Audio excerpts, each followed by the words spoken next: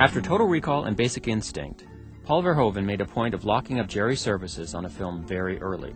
In fact, I think it was around 1995 that Paul was preparing to make a film called Crusade with Arnold Schwarzenegger. Not only was Jerry already signed to do the score, but Jerry made sure that I was already signed to do the album. All this before the film was even shot. Everything about the production seemed big enough to warrant special treatment, and so I was planning to produce a documentary that would follow the entire scoring process, from early meetings and the spotting session, through to recording the score and putting the album together. With all these plans, I was really crushed when the financing on the film was pulled and it ended up never being made. Next up was the film Hollow Man, and Paul Verhoeven again made sure that Jerry was hired for the score a full year and a half before the movie was made, even before the cast.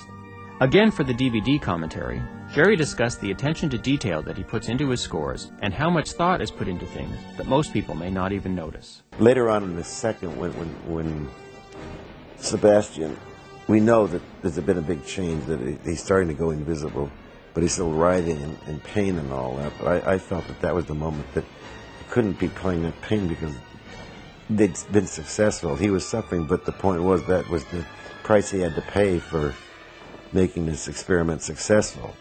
And I've lifted out, like, I'll take 2 seconds or a bar of music out or something like that, all of a sudden it springs to life. And again, it's not an intellectual decision, it's an instinctive thing, one just feels. After we had done it and everything was fine, and then I had to go back and re-record some music afterwards because they'd cut the picture, they'd made changes in the picture since I scored it, so I had to go back and record again. And Paul just wanted me to keep emphasize the lower element of the orchestra, and that was the only change he had asked for in all those things. You know, these are subtleties that you know, if 20 million people see the picture and one person gets it, it's okay. But if nobody gets it, I still think it's okay. The point is that we got it. You know, and there has to be some point in filmmaking where you're not doing everything just for the audience, that you have to have some kind of a creative, artistic satisfaction out of it. Or, you know, otherwise, yeah, we're paid to do all this, but the point is that that's not what life's about completely, or it shouldn't be, or we're failing as artists, and we like to think that we are still creative artists. So little things like this, that we get it, and Paul and I can look at each other and say, yeah, that really works, and maybe he and I are the only two that understand it. And the other people working in the film don't even have a clue what we're doing, but we understand. Then we get a great deal of satisfaction, and that we fulfill a certain desire on our own parts for creativity, for whatever it is.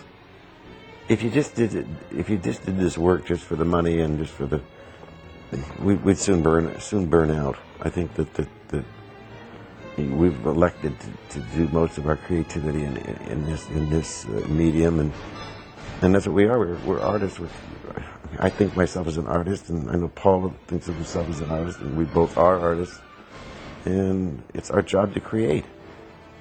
Look, when you go into motion pictures, and yes, they are very expensive to make these films, and so there has to be some kind of financial back end to it to pay for them. And they've gotten so ridiculously expensive now that there has to be a bigger and bigger audience. So if we can find these 1-2 moments within one of these commercial films, it satisfies us creatively, then that's good. That makes it all worthwhile.